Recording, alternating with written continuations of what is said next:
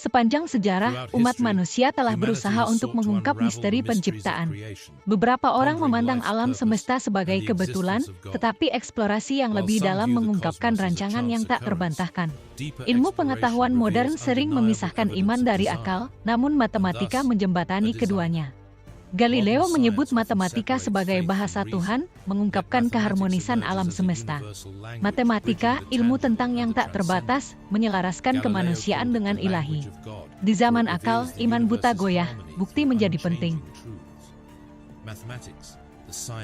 Hanya sumber ilahi yang bisa memberikan bukti yang melampaui waktu dan ruang. Yang luar biasa, bukti seperti itu muncul dalam struktur matematika Al-Quran yang mendalam.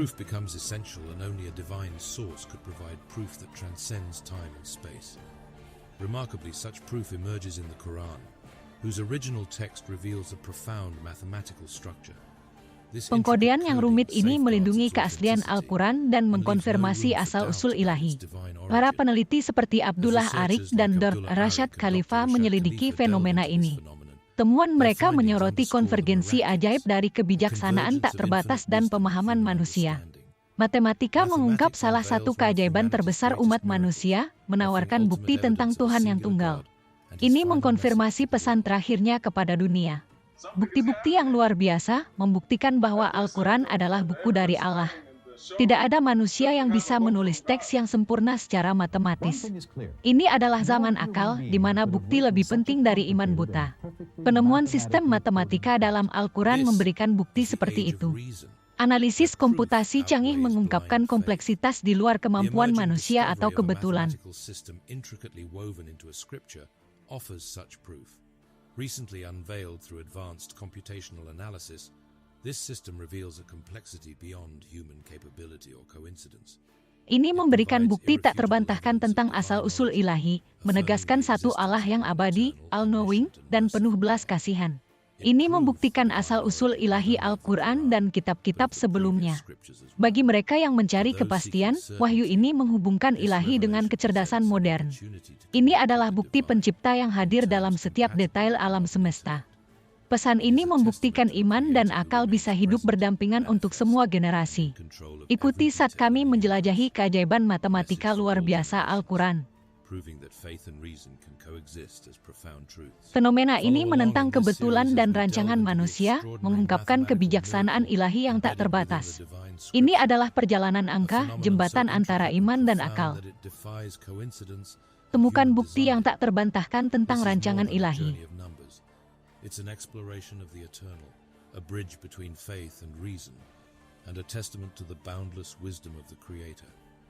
Uncover the undeniable proof of a design so perfect. Desainnya begitu sempurna sehingga mengubah keraguan menjadi kepastian. Ini mengungkapkan ilahi dengan cara yang bisa dipahami oleh pikiran modern.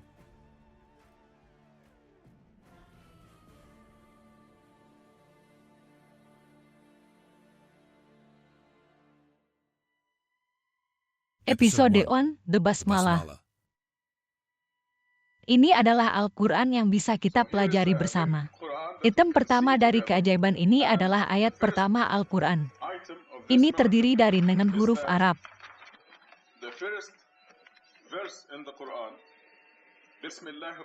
Berikut mereka 1, 2, 3, 4, 5, 6, 7, 8, 9, 10, and 12, 3, 4, 5, 6, 7, 8, 9. Basmalah, dengan nama Allah yang paling rahmat, memiliki 9 huruf. Ini mungkin tidak tampak luar biasa pada awalnya, tapi mari kita lihat lebih dekat.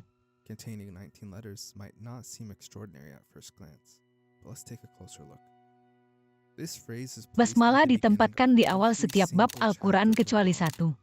Bab 9, Surah At-Taubah, tidak memiliki basmalah. Ketidakhadiran ini menimbulkan pertanyaan dan rasa ingin tahu.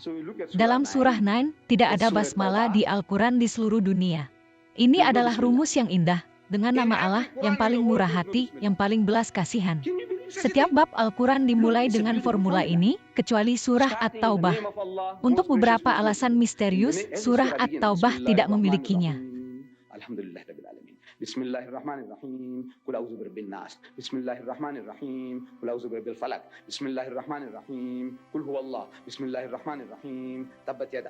Every chapter of the Quran begins with this most beautiful formula. But for some mysterious reason, Surah Taubah hasn't got it.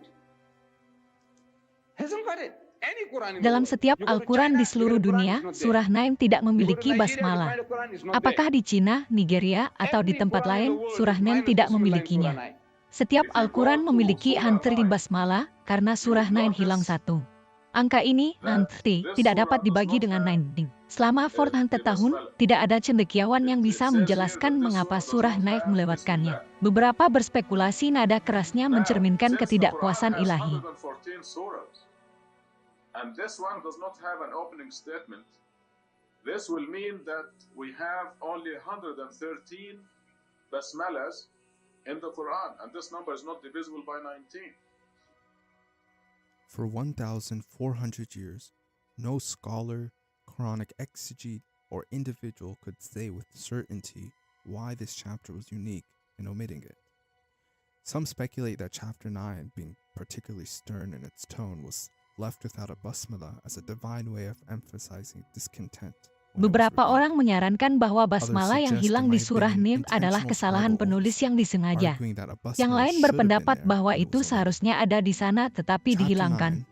Basmalah yang hilang dari surah Naim membawa total basmalah dalam Al-Quran menjadi 113. Jika setiap bab memiliki satu, akan ada 114, kelipatan dari 19. Tapi 113 tidak dapat dibagi dengan 19, menciptakan ketidakteraturan yang aneh. Dr. Rashad Khalifa menemukan sesuatu yang luar biasa di surah Tunisat. Surah Tunisat berisi dua basmalah, satu di awal dan satu di dalam teks. Dr. Rashad Khalifa, however, discovered something remarkable. Ini mengkompensasi basmalah yang hilang di surah Naim. One basmalah, like the other chapters, but it contains two.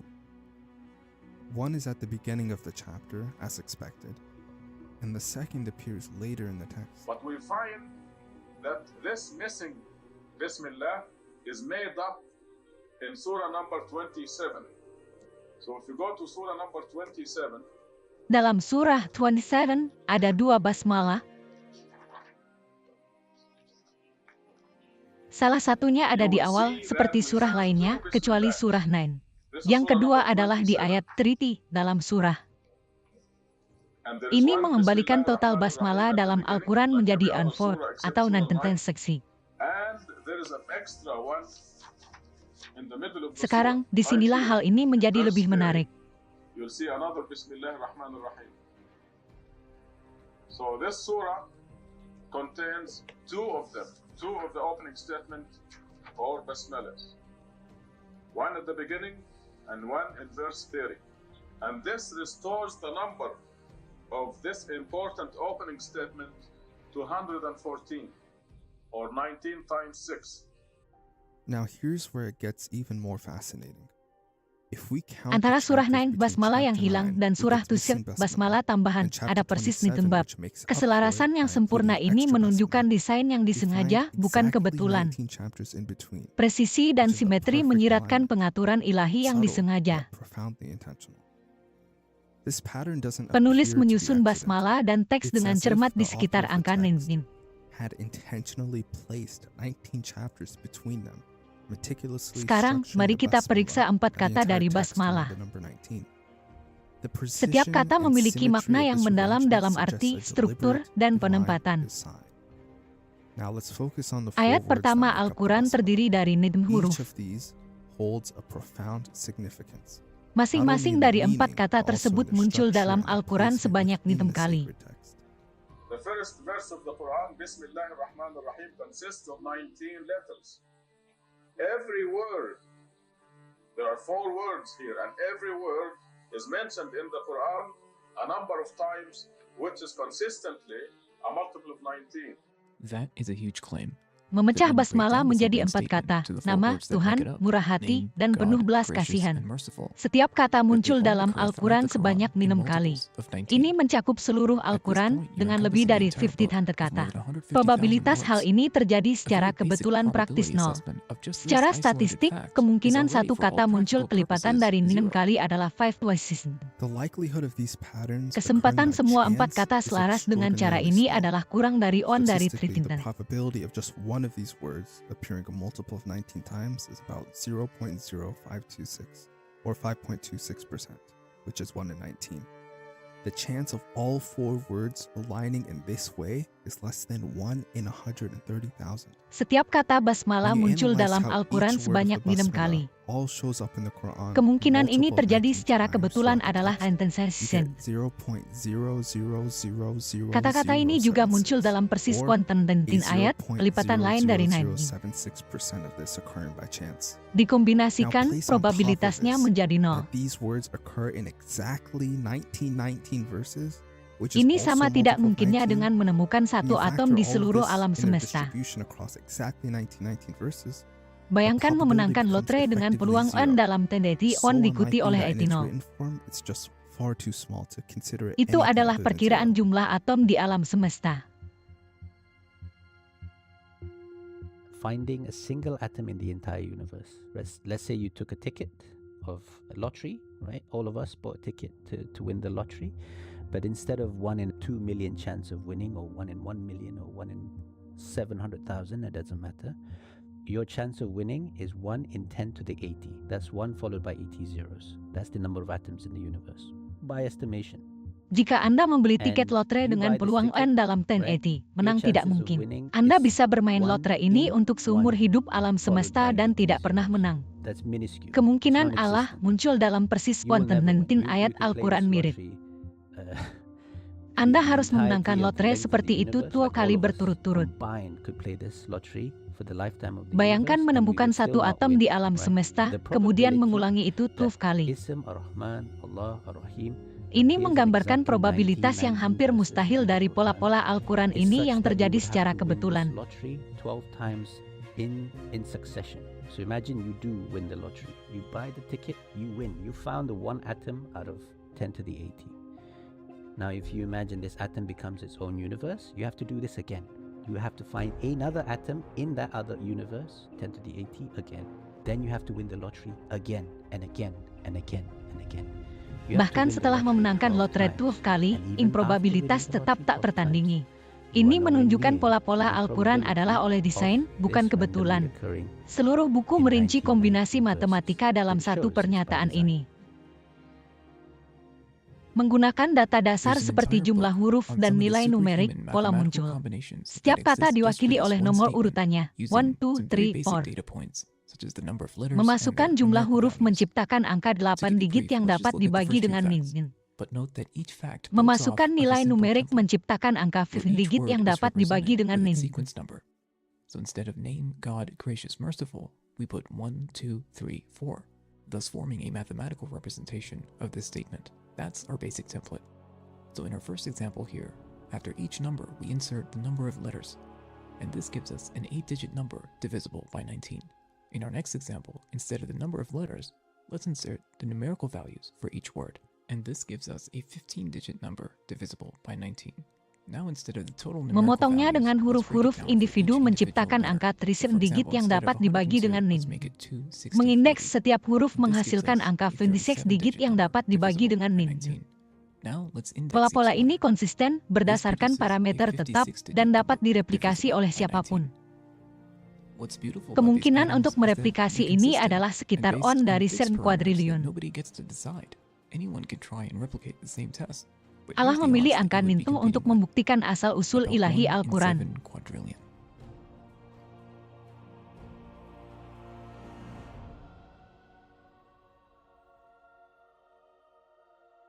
Surah 7 Tur menyatakan, lebih dari itu adalah 19 yang mengkonfirmasi pentingnya. Tuhan menunjuk itu malaikat sebagai penjaga neraka, menekankan pentingnya angka itu. Over it is 19. We appointed angels Tuhan menugaskan Nintub malaikat sebagai penjaga neraka untuk tujuan tertentu. Untuk mengganggu orang-orang yang tidak percaya, untuk meyakinkan orang Kristen dan Yahudi tentang keilahian Al-Quran, untuk memperkuat iman orang-orang yang beriman, untuk menghilangkan keraguan dari orang-orang yang beriman dan orang-orang kitab.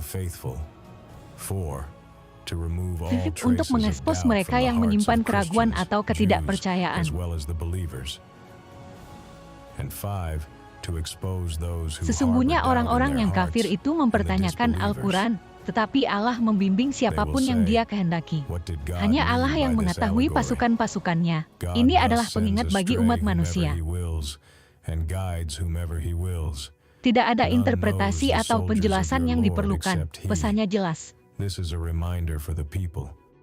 عليها 19 over it are 19.